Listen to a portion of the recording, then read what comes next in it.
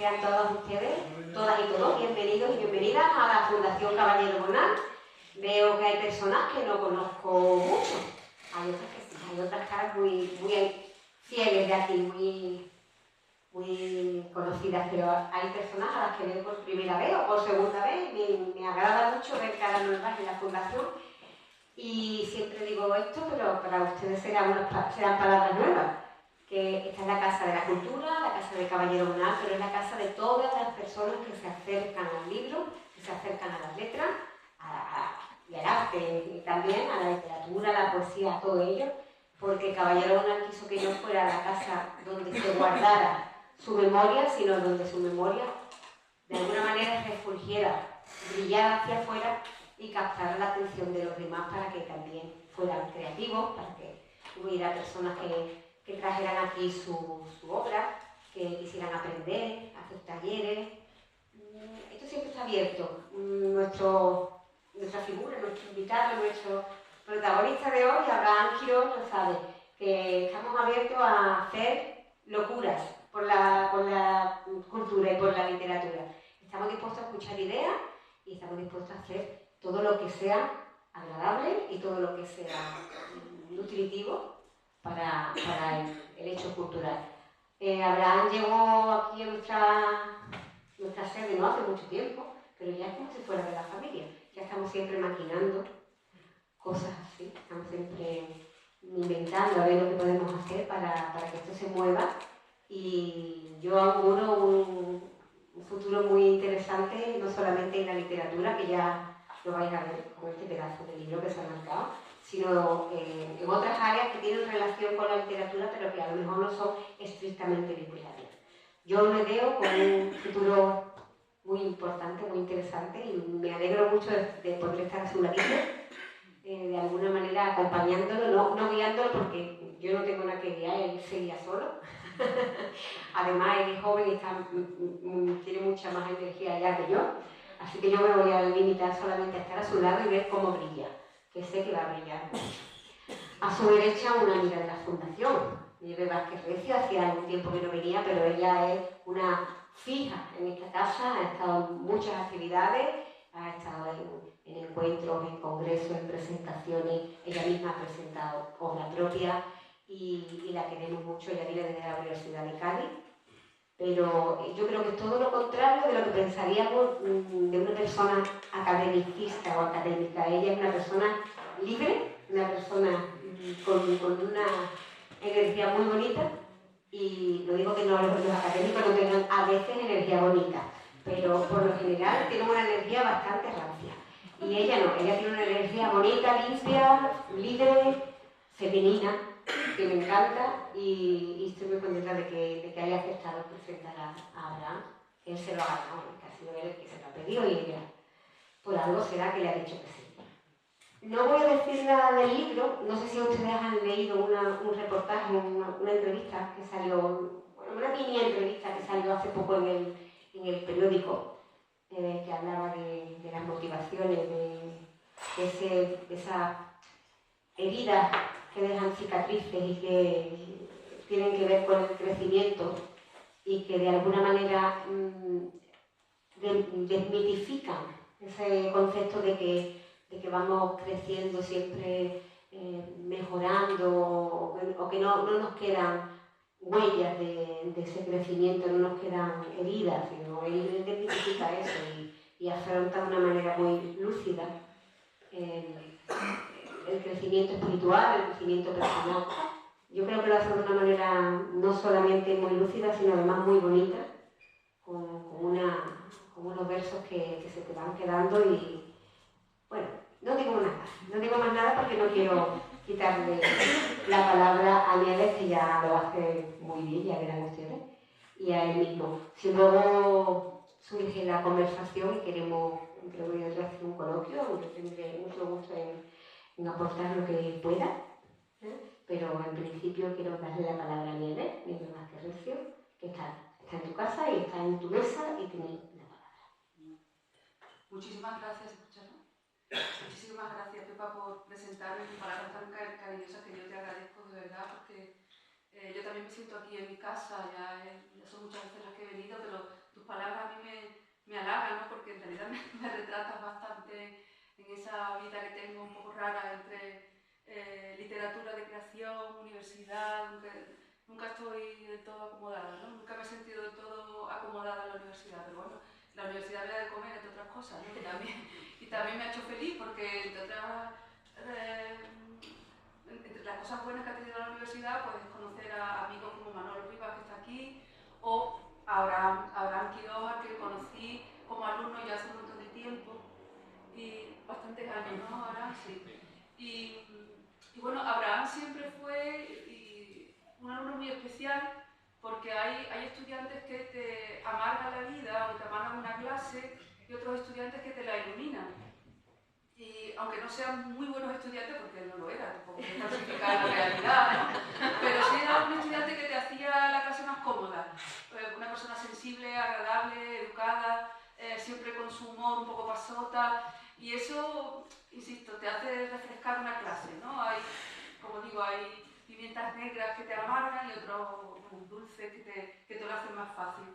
Creo que es la primera vez en mi vida que se me han olvidado las notas en mi casa. Pero no importa porque se lo voy a decir, ¿no? ¿Te das cuenta, verdad? Bueno, entonces, aparte de estos halagos, cuando Abraham me dijo por correo que había publicado un libro de poemas, yo me alegré mucho, y luego ya vino el verdadero correo donde me preguntaba si quería presentarlo. Siempre esas propuestas crean incertidumbre en la persona que recibe ese mensaje, porque tú dices, bueno, a ver dónde me voy a meter, ¿no? Abrí el PDF y enseguida me di cuenta de que, bueno, de que ahí había poesía. Quiero decir que para que haya poesía, como para todo arte, tiene que haber una verdad, y yo me di cuenta enseguida de que en este libro que nos trae hoy aquí, había una verdad detrás. Y tardé poco tiempo, 2 o 3 horas, en decirle, Abraham, te presento el libro, ¿no? Y eso, la verdad, es lo que me ha hecho venir aquí, aparte de ese recuerdo como estudiante que fue Abraham, pues la importancia, bueno, lo que me ha parecido este libro, que me gustó desde la primera vez que abrí sus páginas. Al margen de mi recuerdo de Abraham como estudiante, creo que aquí mucha gente lo conocerá, él es licenciado graduado, ¿no? O ahora se dice, ¿no? Ya no sé de qué generación eres, graduado. Licenciado, ¿no? Licenciado en filología. De lo bueno, de lo bueno. De lo bueno, cuando la carrera era carrera, de verdad. Después tiene el máster en estudios hispánicos, se ha inclinado por lo que es la enseñanza del español como segunda lengua, eso lo llevó a tierras rusas, donde estuvo por ahí, y ha ganado un premio literario, y en realidad este es su segundo libro de poemas, aunque yo creo que verdaderamente es el primero. Estuvimos hablando antes de pensar en este encuentro, nos vimos en Cádiz, él vino a verme, estuvimos charlando, y no juzgues a esta portada por su libro, que ya el título es muy curioso, ¿no? Yo no lo había leído, la verdad, pero luego él tuvo la gentileza de mandarme el PDF, y tengo que decir que, bueno, que es un libro, me refiero al primer libro de Abraham, es un libro de inauguración, aunque yo creo que este es verdaderamente tu primer libro como propuesta, voy a decir, consciente. Yo creo que el otro fue una apuesta a la ruleta rusa de la publicación, ¿no? Y no me privo de leer algún poemita de ese libro. Mira, lo tengo. Bueno, por ejemplo, a Juan siempre le dijo su madre que no llegaría a nada en la vida. A director de una caja, a eso ha llegado. Plegable y de cartón, pero director, ¿no? Ese tipo de poema epigramático que se mueve en el aire de los aerolitos, ficciones. Me gusta mucho ver series, pero no siempre tengo tanto tiempo. A veces hay mucha paja de por medio. Esos atrevimientos también sexuales, ¿no? que me han hecho mucha gracia, ¿no? Con unos dibujos como muy inocentes. A ver, yo creo que es un libro de preparación, y aunque tú hablas mal de él, y dices, ¿cómo me pudieron publicar esto? Yo creo que tuvo su sentido, ¿no? Además la idea de que no juzguen a la portada por el libro, ya me parece que atrapa. Por eso desconocí este libro, pero cuando abrí La trampa del renacer, publicado además por una editorial que le viene perfectamente a lo que luego el libro contiene, que se llama Talón de Aquiles, luego hablaremos por qué, no reconocí al Abraham que yo recordaba, porque ya ha anticipado Pepa que lo que yo me he encontrado en este libro es un camino, no quiero decir de dolor, pero desde luego no un camino de risa, ni un camino de indiferencia, o ese camino picante en el que yo recordaba a Abraham, que además es músico, y además está en algo que tiene que ver con el café, o no sé qué, ¿no? Eso quizás no lo pueda explicar con más detenimiento, pero que no recordaba yo a Abraham, claro, hace mucho tiempo y nos vamos haciendo mayores. Y yo creo que este libro tiene que ver con eso. Yo creo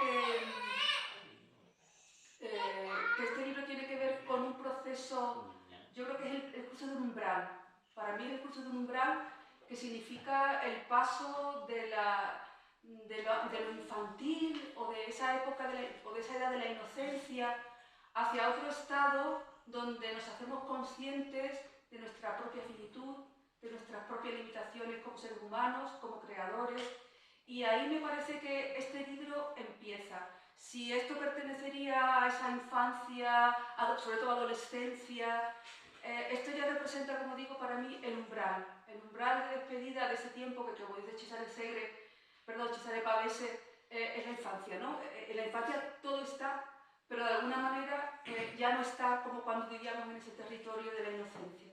Y bueno, voy a seguir hablando del libro, pero primero quiero darle la palabra a Abraham y por supuesto agradecerle que me invitara a estar con él esta tarde y a ustedes por venir a acompañarnos en este momento que creo que siempre es bonito, ¿no? Poder hacer un libro y compartirlo con los demás.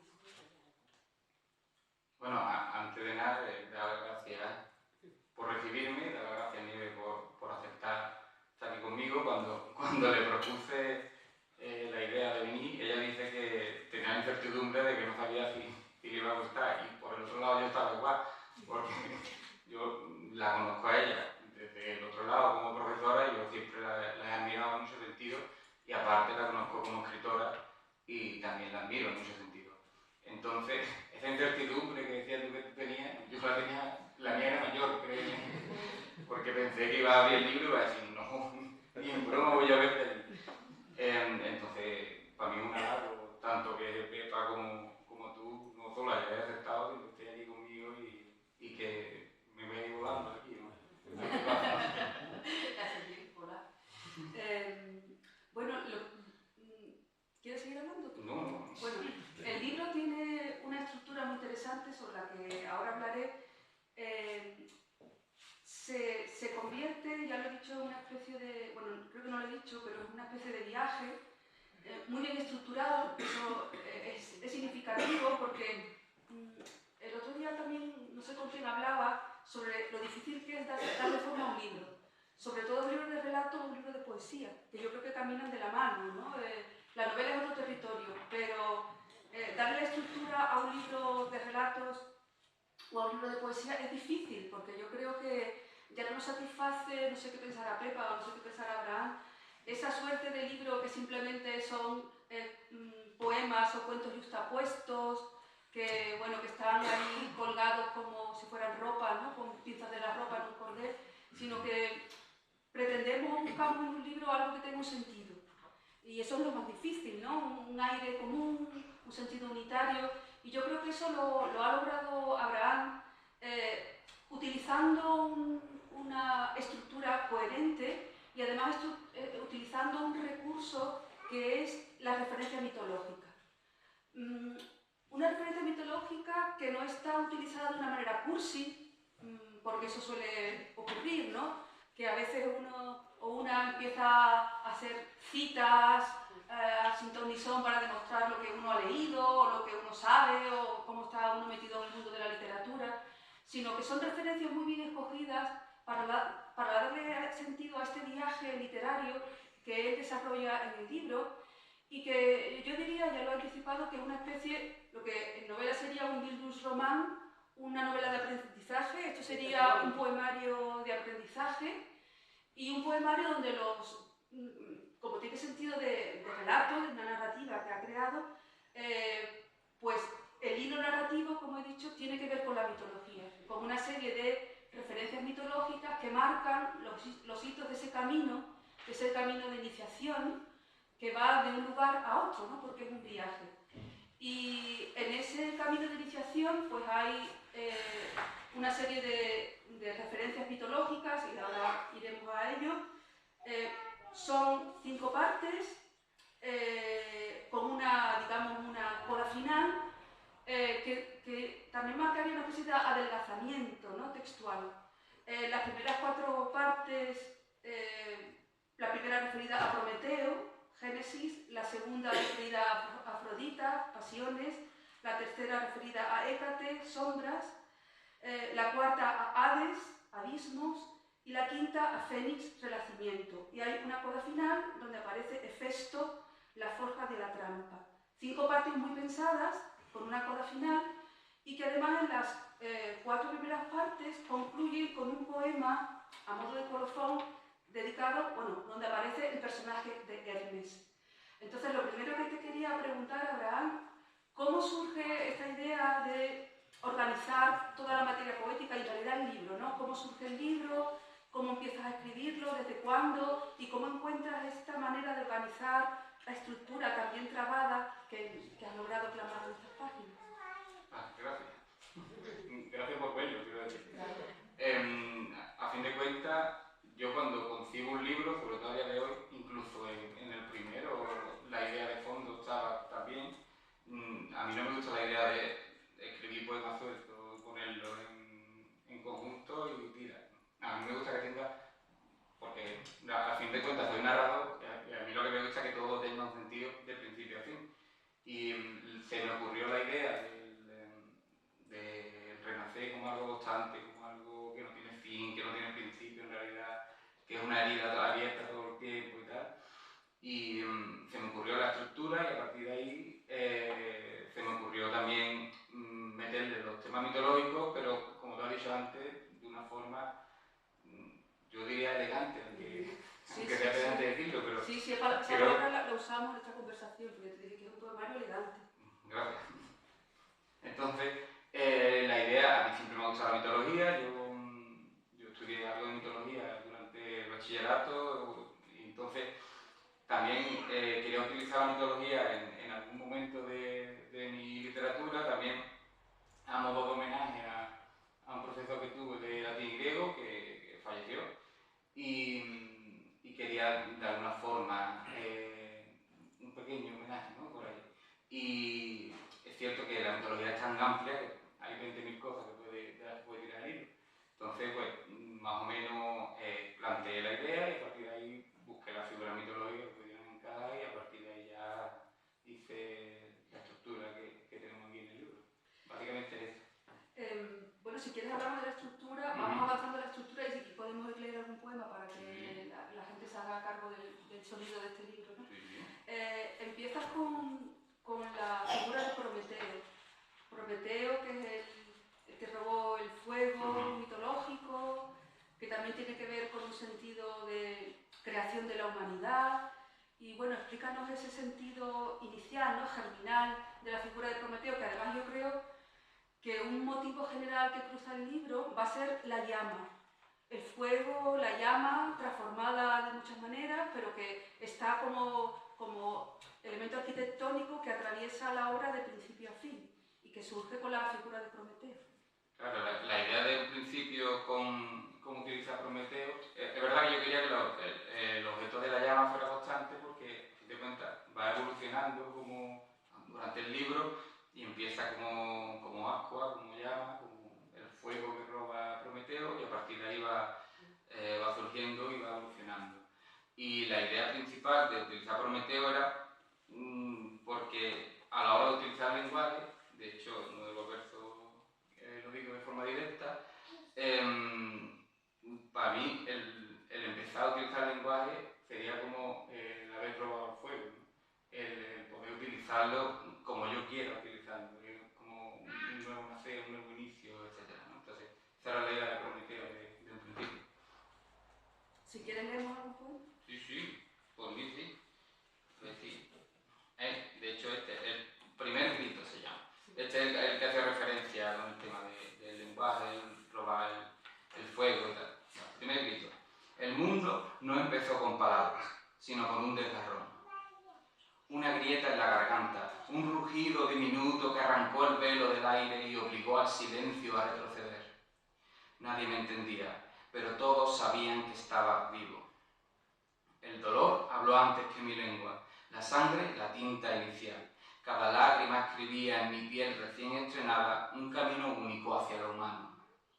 No era un grito que pidiera oído, sino existencia, para así reclamar un sitio en la intemperie infinita. Desde entonces, cada palabra que digo es apenas un eco gastado de aquel primer incendio. Sí, aquí tengo yo subrayado el verso un camino único hacia lo humano, que yo creo que es lo que tú haces en este libro, ¿no? En la intemperie infinita. Tú me habías pedido que yo eligiera un poema para leerlo yo, porque en realidad lo debería leer yo, pero bueno, si él quiere que yo lea uno.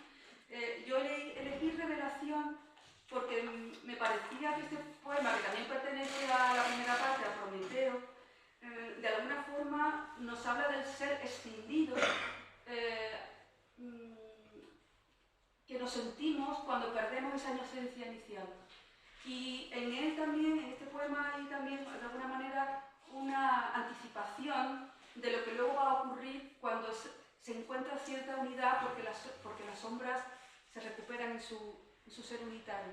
Entonces voy a leer el poema que se llama Revelación. El sol me seguía a todas partes y yo creía que era un Dios benévolo, jugando a esconderse en mis pasos. Pero una tarde descubrí su treta. Cuando la luz se inclinaba, yo también me alargaba hacia el suelo, oscuro, fragmentado, irreconocible. Era yo y no era yo. Un doble mudo, una advertencia que me pisaba los talones. Desde entonces supe que toda claridad tiene su precio, que la infancia termina el día en que la sombra aprende tu nombre. Seguí caminando, dejando que el fuego uniera mis extremos, libre de saberme finito, por primera vez humano. Entonces esa idea de vivir en el camino, como una idea muy antigua, ¿no? De la idea del homo viator, del hombre peregrino, del hombre que camina por la vida y que camina, eso es esencial en la literatura, es germinal en la literatura. Y yo creo que ese elemento se nota mucho, ¿no? Espera que aparezca.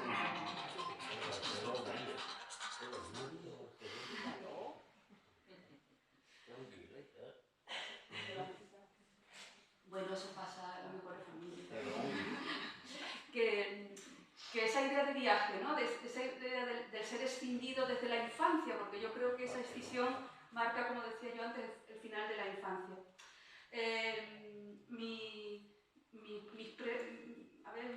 Mis gafas así de lectora también de mitos y de historias me hace relacionar este libro con algo que aparentemente no tuviera nada que ver, pero que sí tiene, que es como un libro clásico que se llama El héroe de las mil caras, psicoanálisis del mito, de Joseph Campbell, que se publicó en el año 49, porque de alguna manera estructuró lo que sería el viaje del héroe. Y yo creo que aquí también está eso. El viaje del héroe, entre comillas, el héroe podemos ser cada uno de nosotros en nuestra humilde vida, no se trata de otra cosa, ¿no? Pero se trata de que nacemos, de que nos vemos impelidos a salir al mundo y a enfrentarnos a una serie de elementos con los que tenemos que combatir, incluida pues lo que va a ser también un elemento yo creo importante, el descensus ad inferos, el descenso a los infiernos, que está totalmente en tu libro, ¿no? Porque cuando abandonamos la parte de Prometeo, que no sé si quieres seguir hablando de ella. No, yo no tengo más nada aquí marcado. Bueno, habría que decir que cada parte, Prometeo, termina, como dije antes, cada una de las cuatro partes termina con la referencia a Hermes. ¿Por qué? Antes de que yo pase al siguiente. Porque la idea era que no fuera una transición demasiado brusca, sino que se me ocurrió la idea de poner a Hermes como un mensajero llevando las aspas que hemos hablado antes, el fuego, de un lugar a otro, para poder continuar, ¿no? Porque al final nunca hay una transición brusca de la vida, siempre es muy poco a poco. Sí. Esa es mi idea, porque si pasas de hecho, Hermes fue una de las últimas cosas que introduje por eso mismo, porque me parecía demasiado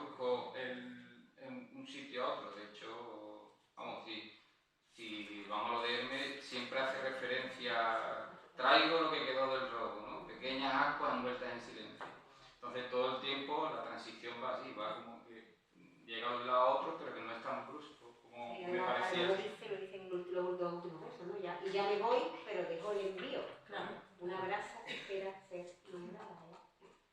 Te doy paso a la siguiente, Sí. al siguiente capítulo. Está muy bien. Está muy bien. Yo no me resisto. No, claro, sí, yo porque creo me gusta mucho el libro, si no, no lo leía. Claro. Que lo veo muy bien enjaretado. Claro. Y que no es una mera. Tú lo decías, me parece, en alguna entrevista, que no es una actualización del mito, no. Es otra cosa, es una interiorización de cierto simbolismo, de cierto. Que tiene que ver con el mito, pero también con la tradición, con el cuento tradicional también, porque aquí hay un bebé muy del cuento tradicional también, ese camino también es muy no sé, de Pulgarcito, de alguno de esos héroes, sí. Del héroe que sale, El héroe que sale y que tiene que enfrentarse y que también lleva, a lo mejor no el fuego, pero lleva una serie de elementos que van señalando un camino y una serie de sufrimientos, ¿no?, que tiene que pasar. No digo más. Sí, pero conseguimos, Pepa, Es que me gusta participar porque me gusta mucho. Pero bueno, pero eso significa que te nos gusta, porque si no nos callaríamos. Entonces, como digo, la estructura está muy bien trabada y esa figura de Hermes se ve perfectamente que es una argamasa que va uniendo. Entonces, en ese viaje del héroe, Campbell lo describía y bueno, él no lo ha hecho pensando en Campbell porque ni siquiera sabrá qué tal de lo que estoy hablando. Pero, por ejemplo, uno de los pasos importantes es el encuentro con la diosa. Que en Campbell tiene otras funciones, pero que claro, la segunda parte del poemario se llama Afrodita Pasiones. Y claro, explícanos, porque yo no quiero hablar más que el poeta, que es el que... Yo he venido a que Nieve hable de mi libro. Bueno, mi perro también. Y la idea de hablar de Afrodita y pasiones no nace de hablar de pasiones amorosas, de pareja, ni de eso. Estaba presente porque parte de nuestra vida a fin de cuentas, pero me parecía demasiado ñoño dejarlo encorsetado de esa forma, porque yo hablo del amor, pero no hablo del amor todo el tiempo de pareja, sino que se puede ver que hay más tipos de amor. Entonces, la idea de poner es como un paso intermedio entre la parte de Prometeo y la parte de Hécate, que es cuando ya te introduce la sombra y tal. Entonces, la idea de fondo era esta, el poder, lo he dicho, encontrarse con la diosa. Sí, eso lo decía Campbell. Vale. No lo decía yo.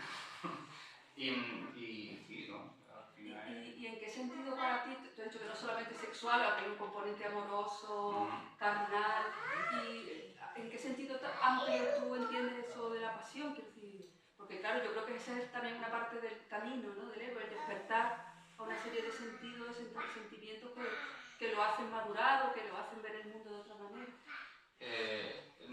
También, aunque la pérdida, digamos, viene después, en la parte de Afrodita también hay parte de pérdida. Sí. Pero pérdida no tiene por qué ser amorosa, como he dicho antes, también puede ser... Hablas de exilios.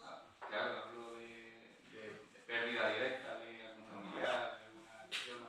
Entonces, mi idea no era que se quedara solo en la parte amorosa y ya está, sino que fuera un poco más allá, el fondo que tiene Afrodita.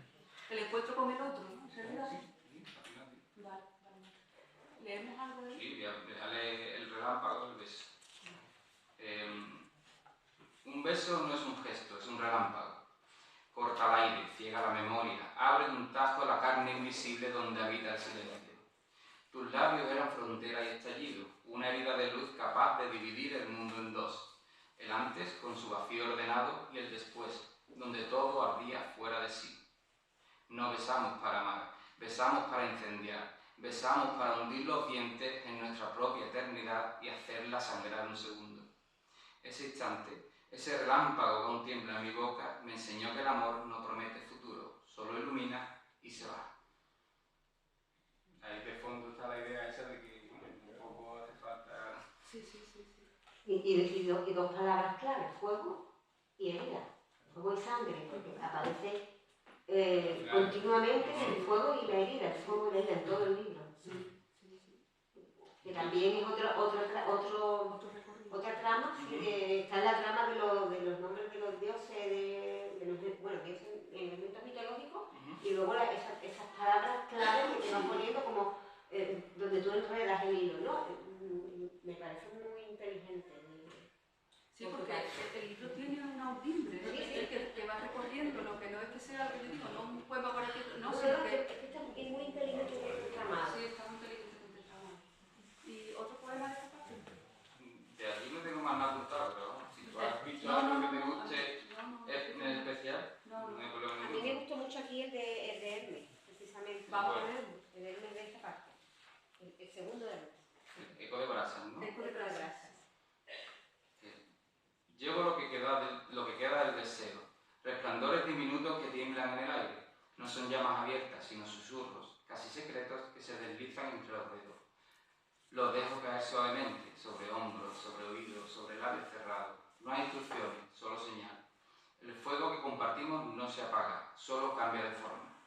Escucha, cada chispa es un eco de tu cuerpo, un recordatorio de que lo vivido aún arde, y que la sombra no empieza sin el calor que dejamos atrás. La piel también, ahora la sombra. Claro. Claro, la sombra anticipa la sombra, ¿no? La tesis, la antítesis.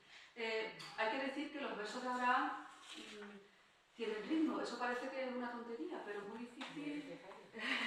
Sí, cuando un poema no suena, cuando un verso no suena, está mal. No tiene soporte de rima, no tiene... A veces tiene, pero lo que tiene es el ritmo, ¿no? El ritmo que es lo que da realmente el sentido de la poesía contemporánea, ¿no? Y eso se tiene o no se tiene. Se tiene o no se tiene, ¿no? Y cuando no se tiene es un desastre. En este caso, pues no ocurre eso, ¿no? Bueno, y en este viaje del héroe, en este camino, no hay una línea, no hay una flecha que se dispara pertinaz hacia una diana, sino hay un camino de altibajos como es la propia vida, ¿no?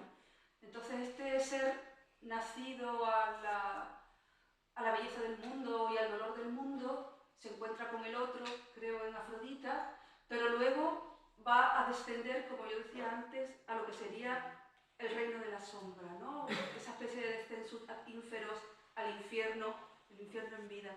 Y aquí llega una parte que me parece muy lograda, que es Hécate.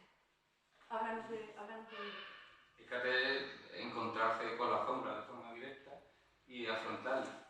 Después pasaremos al abismo, a Hades de forma directa, pero antes hay un paso previo, que sería este, que es enfrentarte a tus propios miedos, a tus propias pérdidas y a todo lo que te confronta de alguna forma. Y es lo que quiero transmitir a partir de esta parte del libro. Y además esa sombra como anticipo del Hades, del infierno, Hécate también es una diosa que se relaciona con las encrucijadas, ¿no?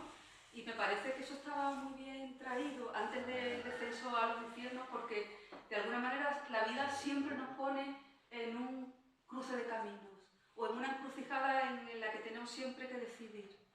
Y probablemente ninguna decisión está llena de luz, toda decisión lleva sombras. Y eso me pareció muy interesante, ¿no? Este camino que nos va a llevar al infierno, al Hades, no al infierno, sino el sentido ese de caer en lo más hondo, con el anticipo de la sombra. Me parecía que esa sombra tiene que ver siempre con la encrucijada, con los caminos que nos trazamos, con los caminos que dejamos atrás, con lo que significa la pérdida. Sí. Es que yo ahí no puedo añadir absolutamente nada. Vale. A mí el sincretismo me gusta, entonces si yo no puedo añadir más nada, ¿para qué? Pues ya está. Tienes que leer. Perfecto. De aquí he leído uno que se llama Carta a un ausente y dice tal que así: no sé dónde guardarte, he probado con el pecho, pero se desborda, con la memoria, pero te distorsiona, con el sueño y entonces no despierto. Te escribo en voz baja, lanzando migas al vacío por si algún eco tiene hambre. No hay dirección en este sobre, ni tinta que permanezca intacta, pero te escribo.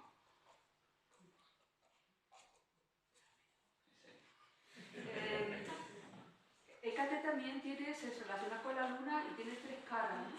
Y para ti, esta parte, ¿qué 3 caras representaría? Si tú tuvieras que definir esta parte con 3, yo qué sé, ¿por qué 3 caras? ¿Simplemente por la referencia mitológica o para ti sombras que representarían? ¿Qué tres amenazas? No se concretan. No lo tengo en mente ahora mismo concretado, pero quiero no llevar tarea para casa. Vale. Pero en el poema primero sí que da las tres caras, y llora, dice una que llora, una que calla y la otra que sonríe con una tristeza antigua. Esa es la imagen típica también, claro, clásica. Pues el dolor, el silencio, el miedo al silencio también, ¿no? Sí. Puede ser. Te da una pista de que también eres tú en tu espejo. Bueno, y el camino de la vida, ¿no? El que llora, el que calla, el que sonríe, en su variabilidad.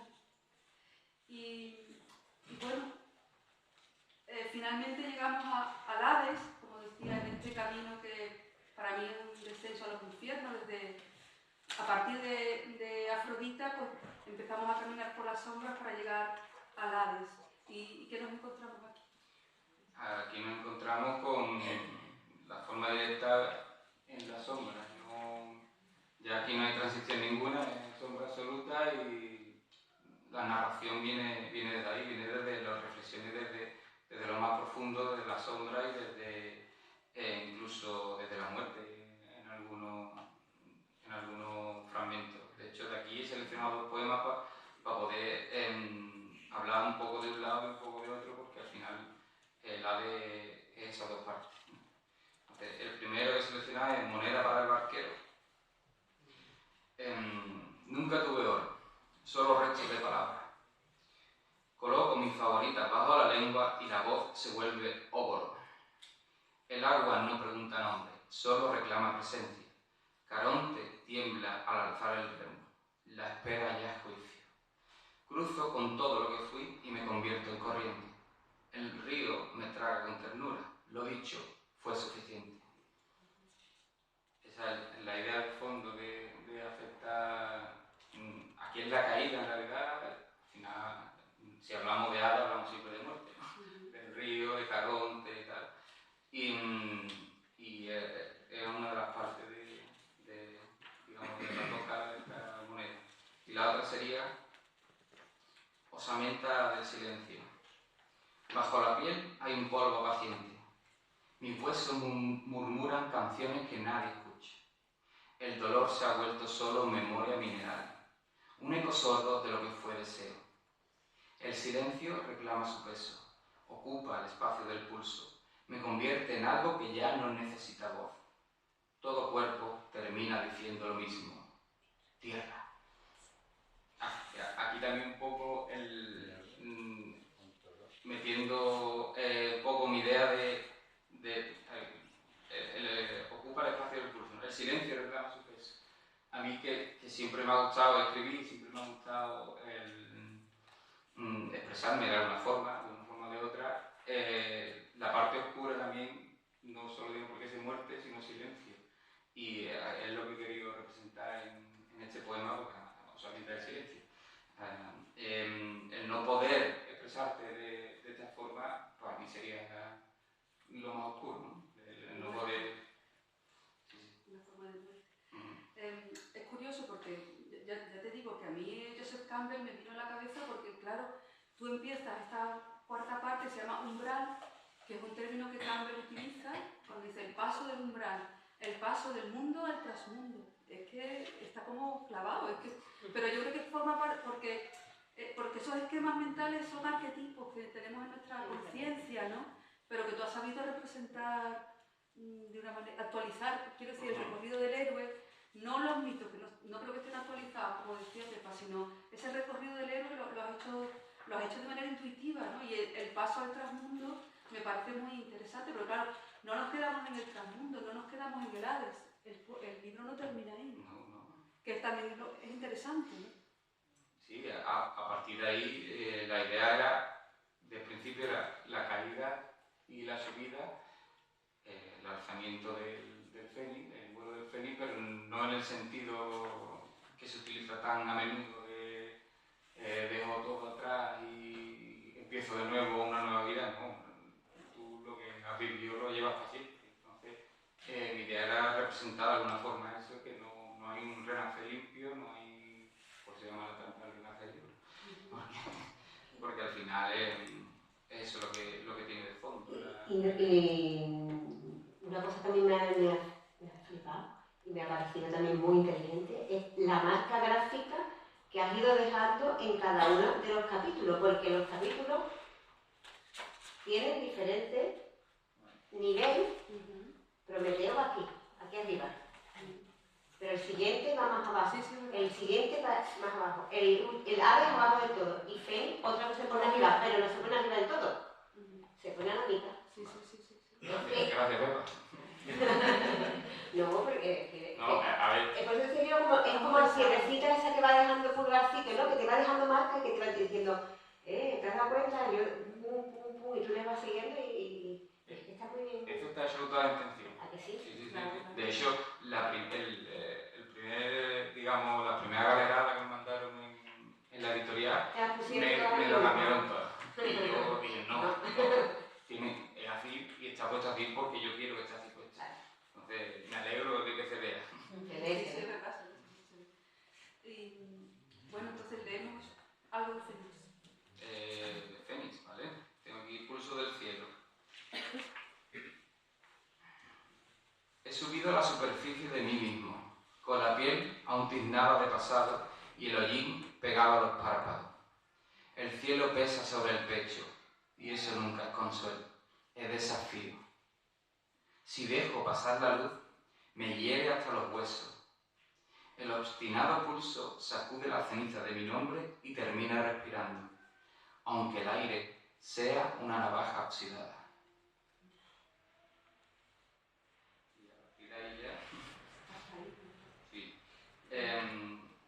Y bueno, no sé si quieres comentar tú algo más. Estaba pensando en la idea esta de se renace, pero no se renace desde la nada o desde una vida virgen del pasado, sino se renace con nuestras propias heridas, ¿no? Porque incluso desde la herida. Desde la herida, no desde el olvido. No solo desde el fuego, sino desde la herida. Sí, esas palabras fuego, herida, luz también. Y cuando leí antes el poema de la sombra, de escindida, te decía, al final hay una recuperación de la unidad, o de cierta unidad a pesar de la herida, ¿no? Porque en el poema Luz entre los dedos, en la última estrofa dice, la luz desplaza las grietas, el ser fragmentado. Mi sombra, por vez primera, se alarga hacia adelante y camina conmigo. Ese ser escindido vuelve a unirse. Claro.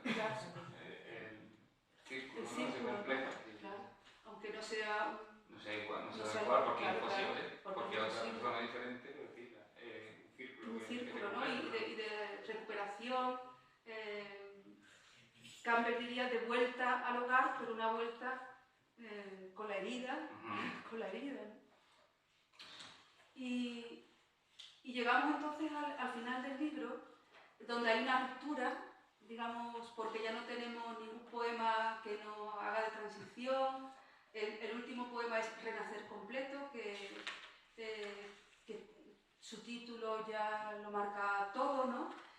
Y dice, y entonces comprendo, en la última estrofa, que el renacer no es volver, sino aceptar que ya no soy quien necesitaba hacerlo. Esa aceptación de uno mismo, ¿no? Y como decía, llegamos al final del poemario, en un poema que llega sin mensajero, se nos presenta así de sopetón, y decides dedicárselo a Hefesto con un subtítulo que sería La forja de la trampa. Yo no sé si estamos a la misma altura o no de la otra, o un poquito más arriba. Sí, un poquito que da igual, un poquito más para arriba, ¿no? Un poquito más para arriba. Mi idea es igual. Vale. No se veía. No, sí, como si un poquito más no importa. No vamos a pelear por eso. Pero nunca, no llegamos arriba, ¿eh? No, ya no más. Creo que bueno. Por supuesto. La idea de crear efecto como epílogo no era explicar, porque a mí no me gusta explicar en poemas, sino darle un sentido más cerrado y a la vez más amplio. Que es complicado, pero creo que lo he conseguido con este poema. La idea es dejar entrever entre líneas que el renacer es exactamente una trampa y que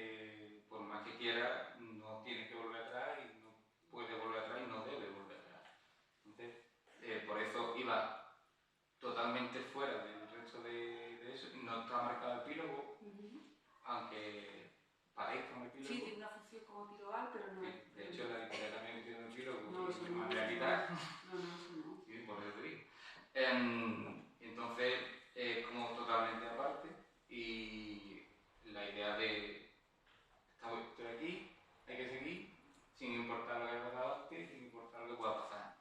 Entonces, creo que podemos cerrarlo con la lectura de este y ya dejamos a la gente que pregunte si quiere y nos callamos otro ratito. Más allá del fuego, el estante inquieto. El humo se ha dispersado. No quedan cenizas que sostener, ni brasas que tener.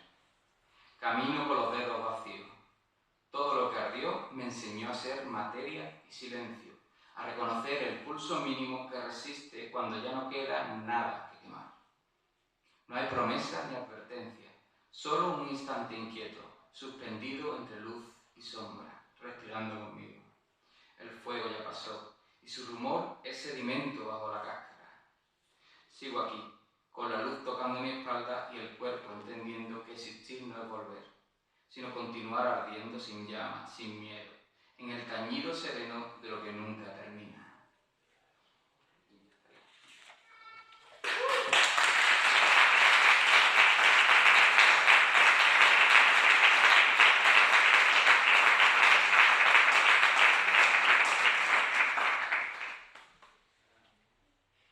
Preguntas ustedes, si quieren. Venga, Pati. Lo primero, Abraham, felicitarte. Gracias. Me ha gustado mucho. Y igual que habéis hablado de los rengloncitos para arriba y para abajo, creo que es una edición muy cuidada. Háblanos de la portada, por favor. No, la portada, no hay mucho misterio que hablar. La he seleccionado yo personalmente. Es de un artista italiano, si no me equivoco. Y no hay mucho más que hablar, por desgracia. Sí, yo creo que sí. Sí, Porque si la he elegido es por algo y creo que tiene un simbolismo interesante. sí, al final, si lo ves, hablando de la parte de simbolismo, sí, si lo ves, estás cayendo justo por un abismo, que al final es lo que trata el libro, ¿no? Si tienes en cuenta todo el recorrido del libro, la trampa final, pues al final el epílogo dialoga un poco con la portada, porque como que se ha entendido la trampa, le han puesto la cabeza de esto, se va a caer y a partir de ahí va a empezar. Es como Bueno, es interesante que hayas elegido ese título, ¿no? Porque es el final del camino en realidad. Como, ahí sí que está el efecto único, ¿no? Cuando llegamos desde el título. Sí, porque no da lugar a engaño. Claro, claro. O sea, te adelanta, es un spoiler. Sí, Claro. spoiler. Ya se puede decir spoiler, ya entra en la RAE. Si no estaba en la RAE, pues sí, Pero yo antes decía, no quiero utilizar la palabra spoiler, pero ya, como tal, no sabes. Pues has hecho un spoiler en toda regla desde el principio. Y a mí me gusta mucho la cita final. Eso tampoco. No es una cita tal cual, eso sí lo tengo que aclarar. Es ¿Qué como es? un resumen de la obra de Maurice Blanchot. Es un artista francés, un escritor y también ensayista, crítico y tal. Y no una cita como tal, no se puede encontrar como tal, pero sí que en varios sitios se reúne como un compendio de cosas que él dijo. Dilo en francés. Uy, francés. Celui qui entre dans la nuit ne sort pas indemne. Vale. ¿Qué significa? No se sabe de la oscuridad de la pandemia. Eso es, que el que entra en la noche no puede salir indemne, tiene que salir siempre con una herida. Es muy bonito. Pues yo pensaba que era un verso, fíjate, porque es muy bonito. Tiene mucha música. Bueno, yo sí te quería preguntar, sin que entremos en terrenos personales, para nada, pero supongo que un libro como esto nace de una experiencia vivida. No una experiencia concreta, sino de un proceso experiencial que te hace escribir esto, ¿no? Porque yo creo que tiene que ver con la edad, pero no sé si eso lo has pensado. No como tal, no me he centrado en verdad en una vivencia específica, pero ha sido un recopilar, ¿no?, de vivencias durante la vida. Pero no te puedo decir, ha sido por esto. No, yo no pensaba que fuera algo concreto, sino como un recorrido que tú has hecho y tal también. Sí, es más, yo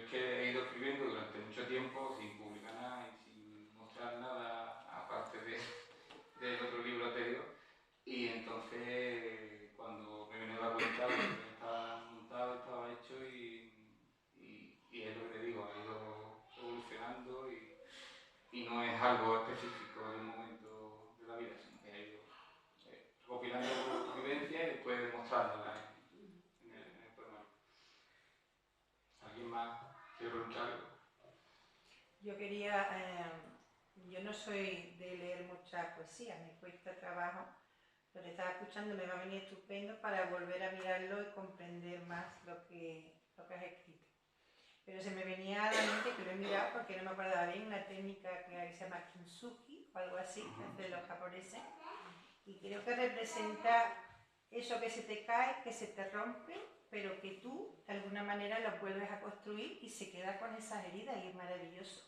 Se puede rellenar con oro, se puede lo que sea. Yo creo que se señala más la herida. Se marca más. Yo creo que la vida es así, ¿no? Son situaciones que no puede ser una vida, sino situaciones que pasas, te hundes, sales y vuelves a subir y vuelves a cambiar y vuelves a resurgir con todas las culpas y todas las rajillas y todos los pegamentos. Sí, yo creo que es lo bonito. Sí, al final la idea de fondo también con este libro era también el kintsugi japonés. Mira.